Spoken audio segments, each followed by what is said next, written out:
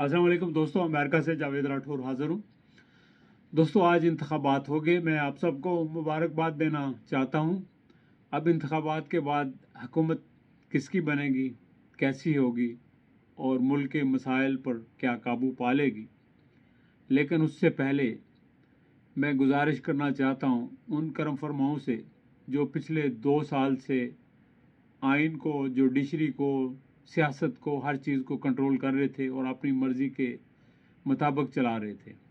उनसे मेरी गुजारिश ये है कि जनाब, आपने जो कुछ भी किया उसका समर आज आपने देख लिया कि इतनी पाबंदियों के बावजूद, एक जमात से निशान लेने के बावजूद, उसके लीडर्स को मंजर से गायब कर देने के बावजूद, उसके लीडर को जेल के अंदर बंद करके सज़ाएं सुनाने के बावजूद, सैकड़ों मुकदमे बनाने के बावजूद भी अगर लोग बाहर निकले हैं तो वोट दिए हैं उस जमात को, तो इसका मतलब ये है कि वो सिर्फ उस जमात के लोग नहीं, वो पाकिस्तान के लोग हैं।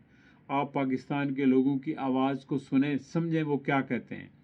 आप इनके ऊपर अपनी मर्ज़ी मुसल्लत करने की ना कोशिश करें। लोग जो है वो मुल्क अवाम से होता है और अवाम जो फ़ैसला करते हैं उस फ़ैसले को तस्लीम करना चाहिए सब कुव्वतों को। अगर आप अवाम के फ़ैसले को तब्दील करने की कोशिश करेंगे, उसको एक्सेप्ट नहीं करेंगे, तो आप ये देख लें कि इससे पहले भी आपने 1971 में किया था, तो उसका नतीजा क्या निकला।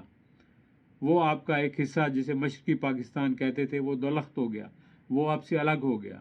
आपने इसी तरह उस जमात के लीडर को जेल में बंद कर रखा था और वहाँ इंतखाबात में वो जमात जीत गई, और फिर भी आपने उसके मैंडेट का एहतराम नहीं किया और आपने ताकत के ज़रिए मामलात को अपनी मर्ज़ी से हल करने की कोशिश की, कि जिसका नतीजा ये निकला कि तारीख़ में पहली बार आपकी 90,000 अफवाज को घुटने टेकना पड़े, सरेंडर करना पड़ा हिंदुस्तानी फ़ौज के सामने। तो ये बहुत बड़ी शर्म वाली बात थी। तो उस वक्त तो पाकिस्तानी सारे जो है शर्म से डूब चुके थे, लेकिन हम वो भूल गए। फिर उसके बाद हमने कितनी गलतियां की मुसलसल, वो हम भूल गए कि कराची में हमने क्या किया। एक जमात को ख़त्म करने के लिए एक दूसरी जमात बनाई, उसका नतीजा क्या निकला। फिर हमने लोगों की ख्वाहिशात के मुताबिक मुल्क के अंदर जो कुछ किया, जिस शख्स ने मुल्क को एटम बम दिया उस शख्स को आपने तख्तादार पर लटका दिया। जिस लीडर ने मुल्क को मिसाइल टेक्नोलॉजी ला कर दी, आपने उसको सरेदार गोलियों का निशाना बना दिया। और फिर जिस शख्स ने इस मुल्क को एटम बम बनाने में अमली तौर पर किरदार अदा किया, उसकी आपने बेतुकीरी की, आइन की आपने धज्जियाँ उड़ाई। तो आपने क्या क्या जो है जुल्म इस मुल्क के साथ, इस मुल्क के लोगों के साथ नहीं किया। चाहे आपने अपनी तरफ से शायद अवाम की बेहतरी के लिए किया हो या मुल्क की बेहतरी के लिए किया हो, लेकिन ये बेहतरी के लिए नहीं, इसके नुकसानात ही हुए। आप पिछले 2 साल से जो कुछ कर रहे हैं अपने तौर पर, या शायद आप ये समझ रहे हैं कि आप मुल्क के खैर ख्वाह हैं और आप कर रहे हैं ये सारा कुछ मुल्क के लिए, लेकिन नहीं जनाब, दुनिया देख रही है और नताइज बता रहे हैं कि इसका नतीजा गलत निकल रहा है। इसका नुकसान कौम को हो रहा है, मुल्क को हो रहा है। मुल्क की इकानमी देखें कितनी नीचे चली गई, मुल्क के अंदर माशरती सूरत हाल कितनी अबतर हो गई, माशी सूरत हाल और माशरती दोनों अबतर हो गई। तो अब भी मेरा ख्याल है कि जिसने जो गलतियां पुरानी की हैं, जिस अदारे ने या शख्सियत ने या अफराद ने या फैमिलीज़ ने, उनके लिए ज़रूरी है कि वो इस वक्त जो है वो गलतियां दोबारा न दोहराएं।